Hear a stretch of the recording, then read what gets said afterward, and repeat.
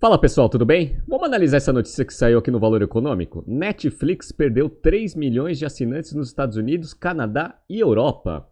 Essa notícia é interessante porque, conforme prometido, assim que o Netflix divulgasse seus resultados do segundo trimestre, a gente ia trazer aqui no BTC News. Então, se você gosta das nossas análises, por favor, dê um like no vídeo, ajuda a gente bastante, viu? E se você puder compartilhar as nossas análises com pessoas que possam fazer bom uso delas, a gente agradece. Bora! Só relembrando, semana que vem, no sábado, a gente começa as turmas do segundo semestre do General Business Program, um curso generalista de negócios que aborda soft skills, toda a parte de finanças corporativas, valuation, estratégia e investimentos. E também a gente fala muito sobre marketing estratégico. Então, se você quer ter toda essa bagagem de business para conseguir acelerar a sua carreira, não deixe de acessar o nosso site www.btcompany.com.br/gbp. A gente tem turmas aos sábados, presenciais e virtuais, ao vivo, segundas e quartas e terças e quintas à noite. É a última oportunidade de 2022 para você fazer esse curso e dar uma alavancada aí na sua carreira. Perfeito? Bora! Então, a notícia aqui, ela fala mais sobre a perda de assinantes, menos sobre os resultados. Mas aqui no BTC News a gente vai analisar direitinho quais são as iniciativas que o Netflix divulgou para o mercado. E eu vou mostrar para vocês um pouco do porquê, mesmo perdendo bastante assinante, o mercado financeiro gostou. As ações subiram e estão subindo atualmente. Bora! Então vamos lá. Aqui na notícia, eles falam que após o resultado ruim do primeiro trimestre, onde eles perderam 200 mil assinantes e estavam com uma expectativa para o segundo trimestre de perder 2 milhões de assinantes, eles começaram a implementar diversas iniciativas. Vamos relembrar algumas delas. Primeiro, racionalização do quadro de colaboradores, até para dar uma diminuída no nível de despesa que a empresa tem. Segundo, toda a parte ali de racionalização de investimentos em marketing. Terceiro, toda a parte de parceria com a Microsoft para começar a capturar umas oportunidades de publicidade no conteúdo já gerado. E quarto, que para mim é o que está dando resultado no curto prazo, é você conseguir rentabilizar aquelas assinaturas que são compartilhadas entre amigos e familiares. Então, é bem comum alguém assinar o Netflix e disponibilizar o seu login e senha para amigos, conhecidos e assim por diante. Para o Netflix é muito ruim, porque muitas pessoas estão assistindo Netflix e ele só está conseguindo rentabilizar uma assinatura mensal. Então, ele está começando a implementar algumas iniciativas nesse sentido. Nos Estados Unidos ele já começou a implementar, eu vou mostrar para vocês os resultados dessa ação. E ele já anunciou que no curtíssimo prazo ele vai implementar exatamente as mesmas coisas na Europa e aqui na América Latina. Bora! Vamos entrar nos resultados, até para a gente conseguir entender um pouco aí do porquê que o mercado financeiro gostou bastante dos resultados. Bora! Então vamos lá. Aqui na parte de usuários, até para a gente corroborar o título da notícia, eles dividem as regiões em 4 e a gente percebe aqui a perda de clientes ali em 2 regiões bem importantes. Então a primeira é Estados Unidos e Canadá, eles perderam 1.300.000 assinantes pagos no segundo trimestre e perderam 770 mil usuários na Europa. Juntos os dois dá 2 milhões. Como eles já tinham perdido 1 milhão no primeiro semestre, aí dá os 3 milhões aí de usuários que eles perderam, que foi mencionado na notícia. Por que isso é ruim? Além de representar 2/3 da receita, essas duas regiões, o ticket médio dessas 2 regiões é superior ao ticket médio das outras regiões que eu vou mostrar para vocês. Então, o ticket médio aqui nos Estados Unidos é $15,95. Cresceu, como eu falei para vocês, era $14,91, foi para $15,95, por causa das implementações ali de você aumentar a rentabilidade das assinaturas cobrando o adicional. Essa é a primeira iniciativa. Na Europa deu uma caída, 11,56 centavos foi para 11,17, mas eles vão começar a implementar também as práticas ali de monitorar quem está compartilhando e começar a cobrar. Provavelmente nos próximos trimestres esse número tende a subir. Aí vamos para as regiões que tiveram crescimento. Latam, que é onde a gente está, não teve muito crescimento, na verdade andou de lado, aumentou 0,01 milhões aí de usuários pagos e o ticket médio é 8,67. Então vocês viram que é bem abaixo aí dos 15,95 que eles conseguem lá nos Estados Unidos. E o grande crescimento veio da Ásia e Pacífico. Eles adquiriram 1.008.000 a mais de usuários pagos, com um ticket médio de 8,83, muito similar aí ao ticket médio da Latam. Tá? Então, como a gente percebe aqui, eles tiveram ali um balanceamento ali de número de usuários, no total eles perderam quase 1 milhão de usuários aí nesse segundo trimestre.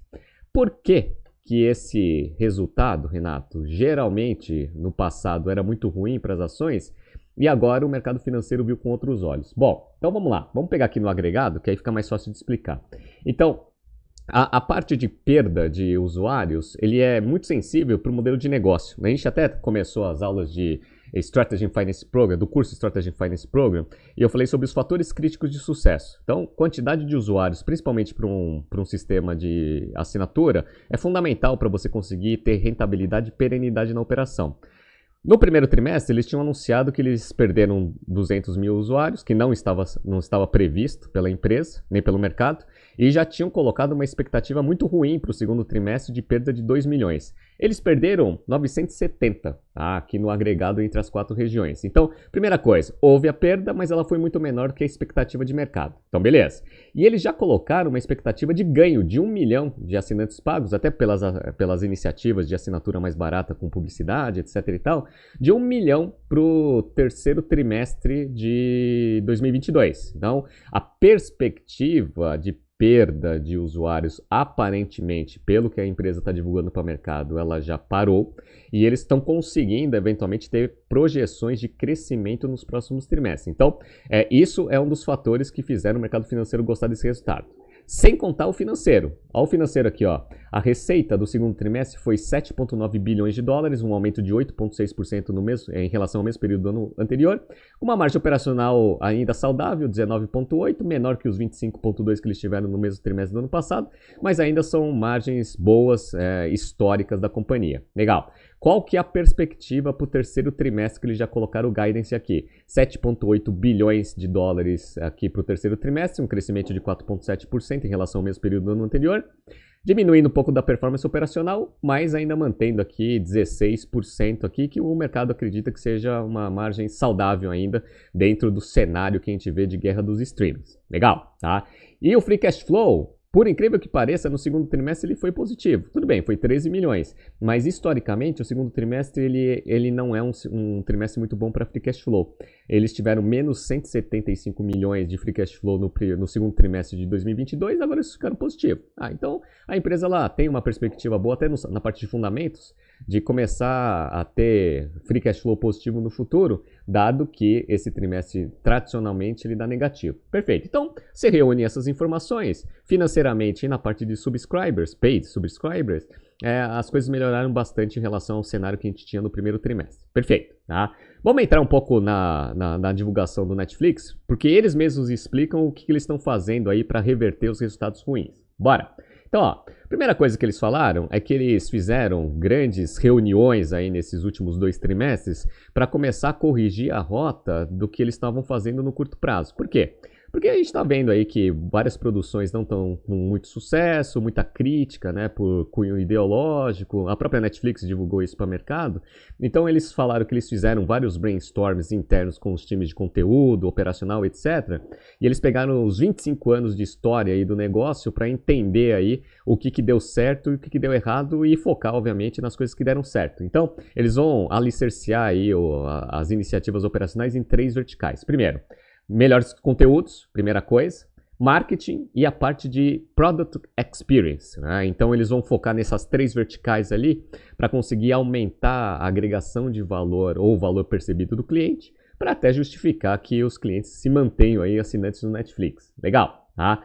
Aí eles falaram o que foi um dos sucessos aí dessas iniciativas que eles fizeram. Bom, por exemplo, Stranger Things. Stranger Things é uma série que já está na 4ª temporada, fez muito sucesso as 3 primeiras temporadas e a 4ª parece que foi um sucesso total. Eles colocaram aqui que nas primeiras 4 semanas depois do lançamento, eles tiveram 1,3 bilhões de horas assistidas, que foi o recorde histórico de toda a TV americana. Legal, tá? Outra coisa que mostra que o Stranger Things 4 foi muito bom foram crescimentos de coisas acessórias à série.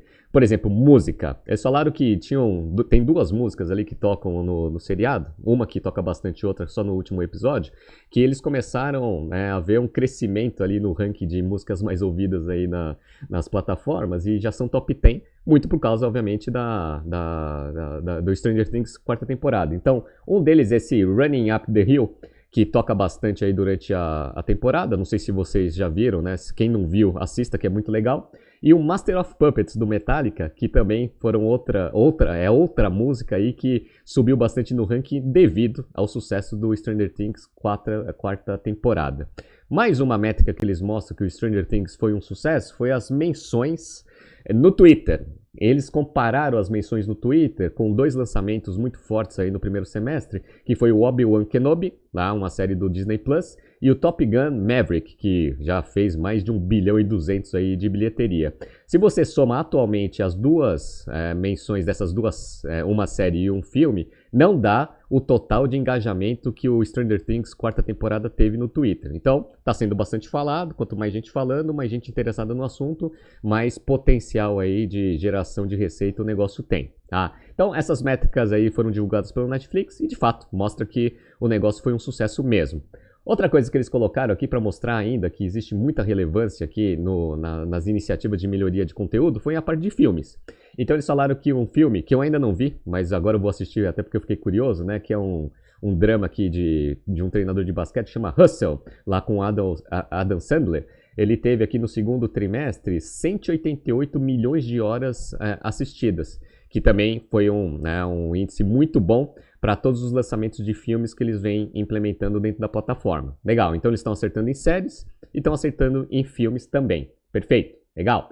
E eles mostram a relevância ainda no Netflix como líder de mercado, mostrando uma análise da Nielsen da temporada 21 e 22, lá nos Estados Unidos, de quantidades de horas assistidas pelos clientes. O Netflix, ele teve aqui 1,3 trilhões de minutos assistidos lá nos Estados Unidos nessa temporada. E olha o segundo é a CBS, que é um canal que tem, obviamente, um monte de séries, tem noticiários, etc. Foi 753 bilhões. Então, 1,3 trilhão contra 753 bilhões. Então, quase o dobro aqui do segundo colocado. E quando você compara com os principais concorrentes de streaming, propriamente dito, aí você vê que o Netflix está muito na frente. Então, ó, Disney Plus, 245 bilhões. Prime Video, 177 bilhões de minutos. Hulu, 128 bilhões de minutos. E a Apple, 22 bilhões. Então, assim, comparado com os principais concorrentes, muito na frente. Comparado com os substitutos de tempo de tela, também muito à frente aí do segundo colocado e dos demais. Então, ele mostra ainda a relevância aí do Netflix dentro da competição aí por tempo de tela. Legal, tá? Outra coisa que é legal, que eles colocaram aqui na divulgação, são as iniciativas onde eles vão colocar bastante esforços. Bom, primeiro é a parte de propaganda, publicidade. E aí eles falam lá um pouco da parceria que eles estabeleceram com a Microsoft. Segundo, é a parte de iniciativas para conseguir maximizar o ticket médio de assinaturas que são compartilhadas. Então eles colocaram aqui e falaram que tem aí várias iniciativas para implementar aí em outras regiões. Perfeito? E já está dando resultado ali nos Estados Unidos. E uma coisa que eu gostei bastante aqui foi a terceira alavanca que eles colocaram, simplicidade.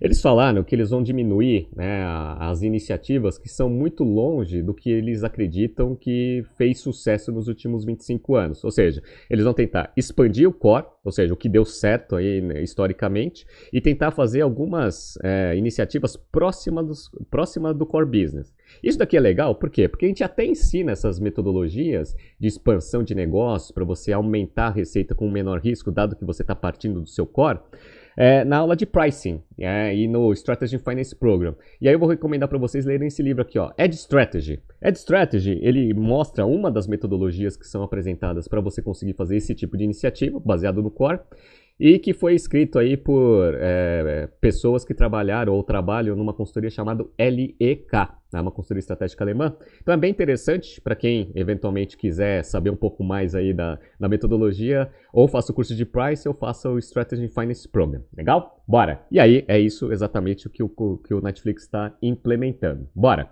Vamos pegar os financials aqui para a gente fechar a análise. Quando a gente pega o primeiro semestre de 2022, a gente vê um crescimento de receita, 15,8 bilhões de dólares aí nos dois trimestres, contra 14,5 do mesmo semestre do ano anterior. Então, um crescimento de receita, top line. O lucro operacional, como a gente viu, a margem diminuiu, então o lucro operacional andou um pouco de lado, até deu uma queda, né? Foi 3 bilhões e meio, tinha sido 3 bilhões e 800 de lucro operacional, caiu um pouquinho, mas o lucro líquido ele se manteve constante, aí foi 3 bilhões e 38 contra 3 bilhões e 59 de 2021. Legal. Então, em termos financeiros, operacionalmente falando, Netflix ainda está se mantendo bem, 2021 foi um ano muito bom. E, eventualmente, também na parte de geração de caixa, estratégia financeira, parece que eles estão acertando também. Eles tiveram uma geração de caixa operacional aqui nesse primeiro semestre de 1 bilhão e 25, contra 713 aqui, milhões no mesmo período do ano anterior. Então, está gerando bastante caixa operacional. E o que o Netflix vem fazendo desde 2020, dado que ele começou a gerar bastante caixa? Ele vem amortizando dívida. Então, ó, eles amortizaram 500 milhões no primeiro semestre do ano passado e já nesse primeiro semestre aqui de 2022 eles já amortizaram 700 milhões. Por que a Netflix está fazendo essa amortização? Primeiro porque ele emitiu muito junk bond lá no passado, porque ele queimava muito caixa, com taxa de juros, na época, bem acima aí das taxas livres de risco. O que a gente está vendo é que todos os bancos centrais do mundo inteiro estão aumentando os juros, até para conter a inflação, e aí o nível de endividamento que o Netflix tem ia começar a pesar bastante na parte de despesa financeira, até porque os juros pagos dessas dívidas iam começar a pesar muito no resultado. Então o que ele fez de uma forma muito esperta foi, agora que a gente está gerando bastante caixa, vamos já dar uma limpada ali no balanço para a gente conseguir aí não ter esse carrego forte aí de juros aí, dado que as taxas de juros vão subir bastante e aí vai começar a prejudicar bastante o bottom line do negócio. Então, quando você percebe e junta tudo, estratégia operacional e estratégia financeira, Netflix nesse trimestre mostrou que foi muito bem, tá?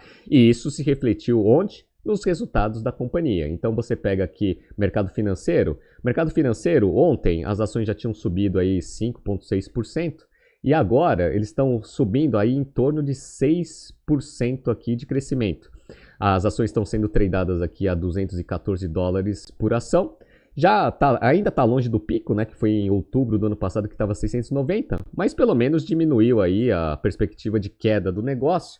Trouxe um alívio aí para quem ainda, né, tem esperança que o Netflix possa, no mínimo, se manter do jeito que está, ou eventualmente manter aí o ritmo de crescimento que ele vinha mostrando aí nos últimos trimestres. Vamos ver o que vai acontecer. Muito interessante aí essa virada no trimestre da perspectiva do negócio. Agora execução. Vamos ver terceiro trimestre se eles conseguem entregar o que eles prometeram e quais serão as perspectivas futuras para esse negócio. Tá surgindo aqui alguns BTCs News passados para vocês se atualizarem. Não se esqueça de se inscrever no nosso canal e na nossa newsletter. Grande abraço e até amanhã.